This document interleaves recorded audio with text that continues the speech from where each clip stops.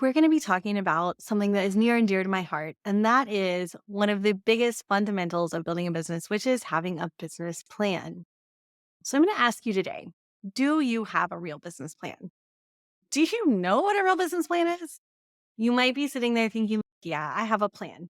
But really, do you have a solid written out business plan and strategy that covers your business step by step, that talks about growth and expansion and where you're going, what things look like, the type of business plan that a multi-million dollar business would have? I'm going to ask you this. If you were running a real multi-million dollar business and you needed investors to come in and support you, you would need a rock solid plan. Now you're probably sitting there thinking, Corinda, I'm not running a multi-million dollar business. I don't need that. I don't need investors. I don't need any of that stuff. But my question for you is, why are you treating your business any differently than that? You should be able to show projections, your strategies, the specifics of every part of your business, and show that you know what you're doing going into your business. For some reason, because photographers can just pick up a camera and start a business, oftentimes photographers are going into this business and this industry. Oftentimes, photographers are going into this business and this industry with zero plan and zero strategy. Because after all, what do you have to lose? You just have a camera. It's not like you're spending all this money to start a real business. But I think that's a major fallacy in the way photographers think and the way photographers are taught to think. There is a lot to lose. This is our livelihood. This is our career. This is our heart and soul. That's a lot to lose. Chances are you're not doing the things to treat your business like a real solid business. Chances are you haven't taken the time to write out a real business plan. Do you know how much money you're going to make this year? Do you know how to project that? Do you know what your profits will be? How much money is going in your pocket? Do you know how much you're actually going to be paying in taxes? Do you have a plan written out of how to get your clients that you need through the door? Another way to think about this is there a plan that is so well written out in my business that another person could step in at any given point in time and run the business for me? That's important. Not only because that shows that you have a real solid plan, a real solid handbook, so to say, of how your business should be run, but it's also important because if something were to happen to you tomorrow, you need to know that your business is going to be okay and your clients are going to be taken care of. And that is a key step in making sure that everything is okay if something were to ever happen to you and your business didn't have you anymore. And I know that's a really morbid thing to say, but it is a genuine thing that you need to consider as a photographer. If you photograph weddings, can you imagine if something happened to you and this family's wedding portraits were on your computer and nobody knew how to get to them or deliver them to those clients or knew what clients you even had in your system? That would be a big problem. If you do have these things written out, that's amazing. If you do have a solid plan, a solid strategy, that's amazing. Good for you. Pat yourself on the back because I can promise you're doing better than 95% of photographers out there. So let's talk about what a business plan really is and what should go into creating a business plan. So a business plan starts with an executive summary. It talks about your business and why it will be successful. Should include your mission statement, your products or your services that you offer, your leadership, who's running the organization, who is in charge, any employees or any staff that you might have helping you. And this should also include your financial information, like high level growth plans for your business. Where do you see your business 10 or 15 years down the road? How do you feel about those things? Do you have a mission statement? Do you know your products? Do you have them all written down and your services all written down? Do you have a leadership organization chart of what you do, maybe what you have outsourced or what you have employees doing in your business. And do you have that high level financial growth plan written out of what your business is going to look like 10 or 15 years down the road? The next piece you need to have in your business plan is a basic description, right? Like, Giving detailed information about your company, the problems that you solve, the types of customers you service, organizations, etc., and what makes your business different. What makes you unique? What are your competitive advantages as a photographer, as a photography brand? What are your advantage? What is your expertise? What are you good at? Think about all of those things when you're writing out your description. This really is the place where you're going to boast about your strengths and share how amazing you are. so The next thing you're going to need is a market analysis. Guys, have y'all ever run a market analysis? This is important to do at least once. I'm going to give you permission to do it once and then never do it again. Okay. The reason why I only want you to do this once and then never really touch it again is because I don't want you to get so lost in what other people are doing, AKA being cheap photographers, that you don't do what you need to be doing to be profitable. So when you look at a market analysis, I want you to look at what people are out there, what they're doing, what their strengths are, what their weaknesses are, and how what you're doing is different than what they're doing. When you do your market analysis, some things to look at. I honestly wouldn't pay too much attention to pricing because you're going to see such a large gamut, and I don't want you comparing your pricing to other people necessarily. But look at their style, the way they're styling their clients, their way they're editing, the way they're posing. Look at the type of offerings they have in their packages. Are they including wall art? Are they including digital files? Are they offering albums? What are they offering? What are they not offering? What are they not offering that you can offer? And you can say, hey guys, this person doesn't do this, but I do. I'm going to take care of you. So for those of you, when you do your market analysis, you look around and you see just a bunch of photographers doing shoot and burn and giving away all the digital files. Your competitive advantage that you discover in your market analysis is that you are the only one that offers wall art. You are the only one that styles your clients. You are the only one that designs these beautiful handmade custom albums that are stunning and out of this world. Those are all things that by looking at who's around you and what they're doing, you're able to identify. Something else that's really important when you're doing market analysis is to see what clientele are they serving and what clientele are underserved. So for me, and I'll use this example, I think you might have heard me talk about this before, but when I started my equine photography brand, and I'm like, who's out there? Who is doing this? I saw Kirsty Marie. She's amazing. She's fabulous. She's killing it out there. But I saw that she had a lot of clients in one specific genre, an area, and I thought, I'm not going to go after that. I'm going to go after a different group of clients. I saw, oh, here's how she's dressing her clients. I'm not going to dress my clients like that. I'm going to do things differently. And the way I did things differently, obviously, it spoke to my why and my heart and soul. And it did happen to align very differently than what she does. But that's what market analysis is about. It's about seeing what other people are doing, seeing how other people are running their businesses, seeing the type of people that other people are speaking to, and then saying, there's a hole in the market that I can tap into. And so I'm going to encourage you to really look at it from that standpoint, as opposed to looking at it from a perspective of pricing solely, which is a lot of times what people do when they look into market analysis. Market analysis. The other thing I want you to think about is maybe are they dropping the ball somewhere? When someone inquires with them, how do they reply? Do they pick up the phone and call? Do they just send an email with a bunch of information that's overwhelming? Those are other things that are also important to take in consideration in your market analysis. The next thing I want to talk about is having a section in your business plan for your organization and management. And you might be saying like, hey, my business is me, Corinda.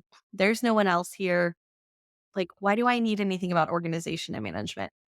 And I want to tell you that this section of your business plan is more about long-term growth and about down the road goals than it is right now. Because if you're just running your business by yourself, I totally understand that you're not going to have anyone else to put under your organization. But what I do want you to think about is down the road when I am able to outsource, when I'm able to hire an employee and get help in my business because I've grown, what does that look like? What type of person would I want to hire? What type of tasks will they take over? And what is the strategy for that? It could be that a year down the road, you're going to hire somebody to take over your editing. It could be that your goal is in 5 years, you want to have a full time employee. Whatever that might be, take some time to think about the tasks that you love, that you don't love, things that take way too much of your time. Another thing to think about is this a $100 an hour task or is this a $15 an hour task? You should be focusing on the $100 an hour tasks in your business, and you should have employees handling the $15 an hour tasks that anyone can handle. I'm also going to encourage you to take your pride out of this. It's very easy to think like nobody can do that like I can. It's very easy to think like there's no way somebody else could edit my photos or there's no way somebody else could handle my inbox. But take your pride out of it and know that there are other people out there that you can train with the right system to take over those tasks. So think about the long term plan of growth in your team and what that looks like. The next thing you need to be really clear on in your business plan is your product lines. What type of products you're going to be offering? Why are you offering those products? Do you even know why you're offering the products you're offering, or are you just offering them because somebody told you they're great?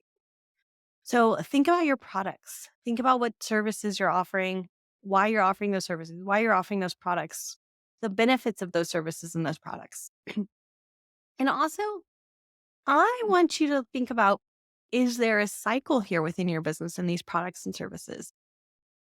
Are you photographing families and then those families are going to come back and they're going to book a newborn session with you later on? Are you photographing people with their dogs and when they get a new puppy down the road, they're going to come back for a puppy session with you? Is there a cyclicalness that happens in your product and your service offerings that you need to be working on and making sure that you're getting those clients back through your door?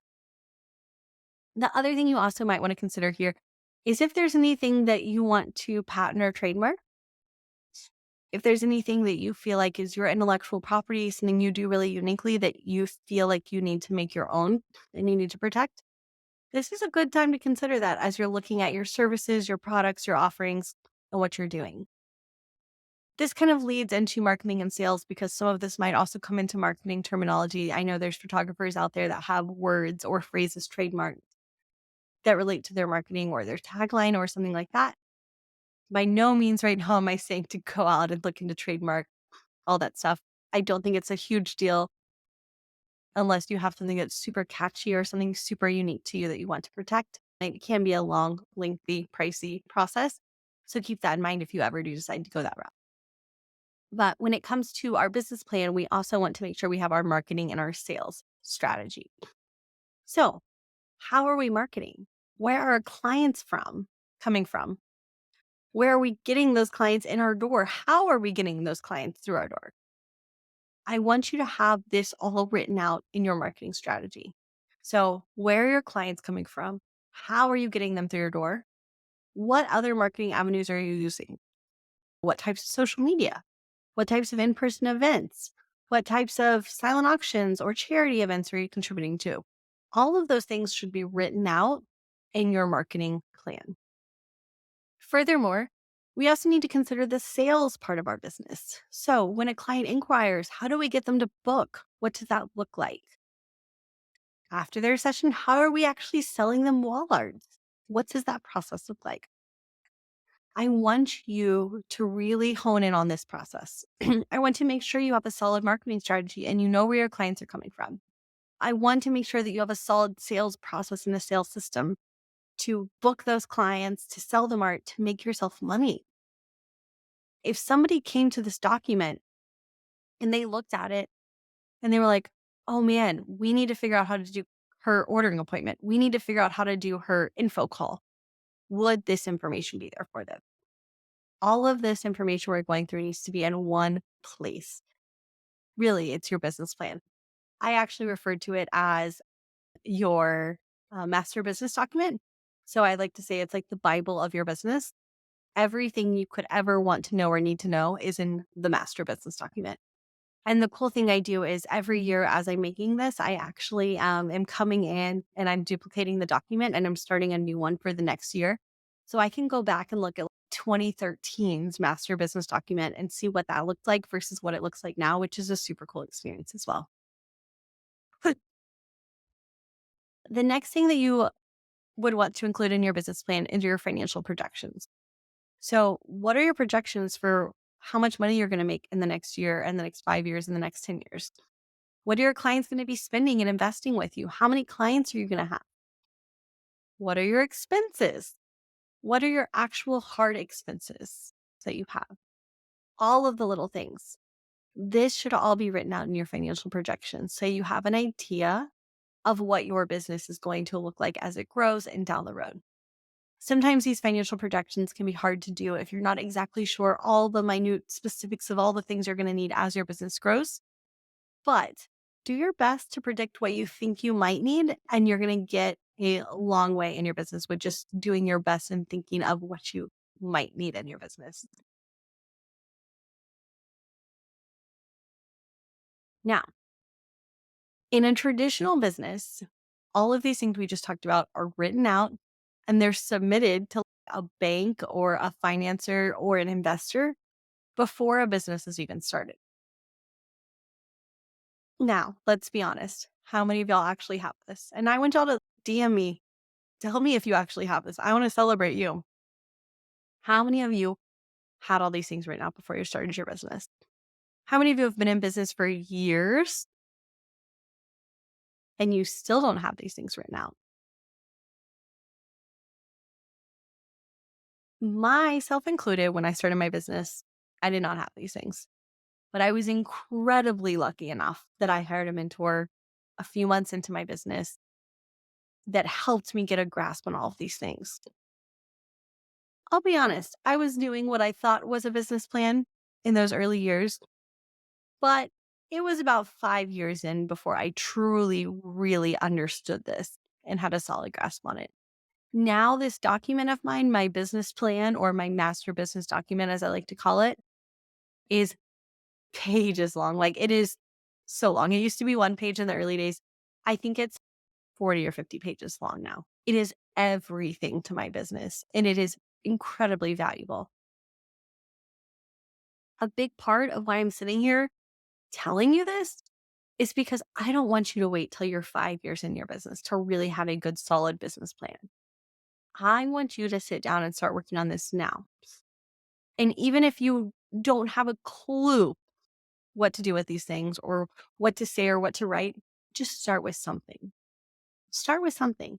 Start a document on your computer called My Business Plan 2023, 2024, whatever year you're listening to this in, and start writing down all of these things that we talked about in this episode. Rewind, go back, pause, listen to the different sections, and start making some sections. Make yourself a good old table of contents with all the different sections and then put all the things in there. I want you to have this. Having this is going to save you so many tears, so much frustration, and so much time spent running in circles on the hamster wheel of business. Also, it's going to help you avoid that feeling at the end of the year when you look at your bank account and wonder, like, where did all of my money go? I was working so hard, but I have nothing to show of it. My challenge for you is to take the time today, after you listen to this, and put it on paper. Consider your mission, your financial goals, your projections in the long term, your products, your services, your company organization goals, your market analysis, your marketing strategy, your sales process, and all of these little details, and start writing them out. Whatever it is that you have right now, even if you don't have a great system, even if you don't have all the details, or even if you don't know exactly what it should look like, just put a section there and say, I don't know what this is right now, but I'm going to figure it out. Use this document to guide your life in your business. Not necessarily your life, but your life in your business. It is the guide for what you're going to be doing going forward.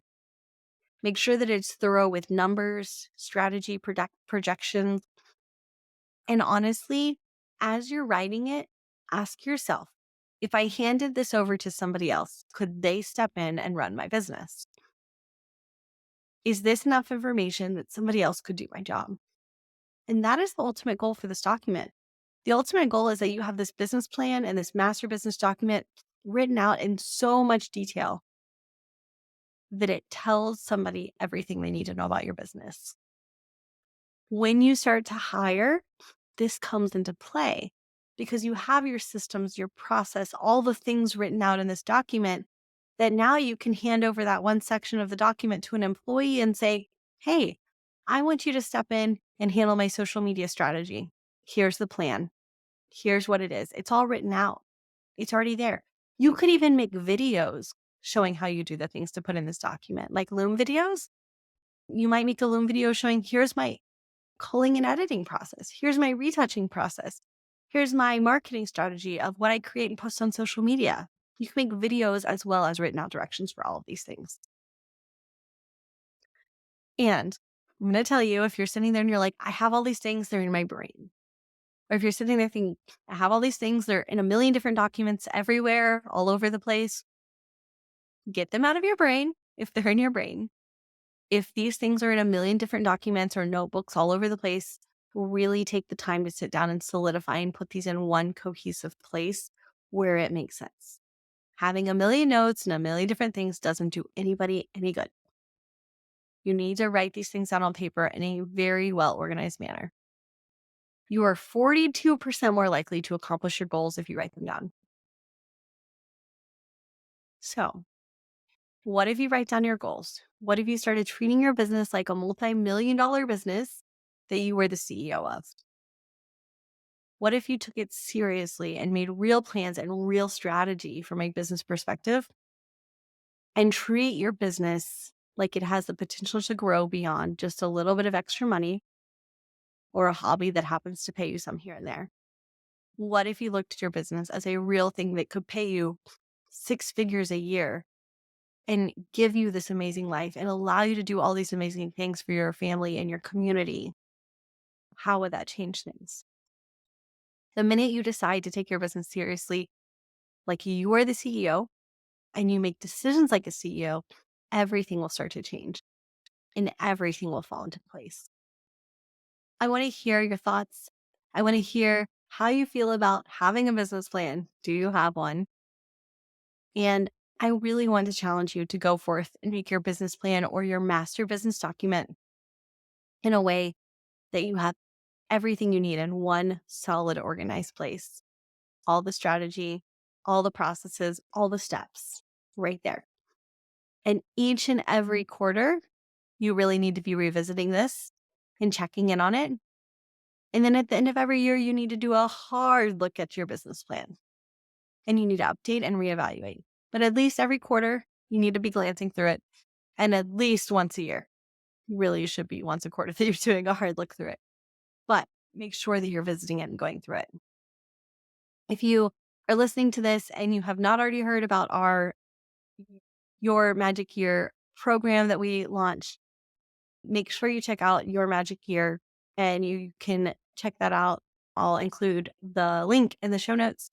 And if you use the coupon code podcast, you will get a special rate if you decide to join us in Your Magic Year. Inside Your Magic Year, we're going to be talking about finding business in your business and making magic in your business, whatever that looks like for you, whether it's making more money, feeling more fulfilled, or just tackling any of those mindset hurdles that are standing in your way. We're going to be doing monthly quests. We're going to have monthly trainings that are going to be magical and amazing about all kinds of different topics from mindset to business and everything in between. And I am so incredibly excited for that. So make sure you hop on over and join us inside Your Magic Year if you haven't already.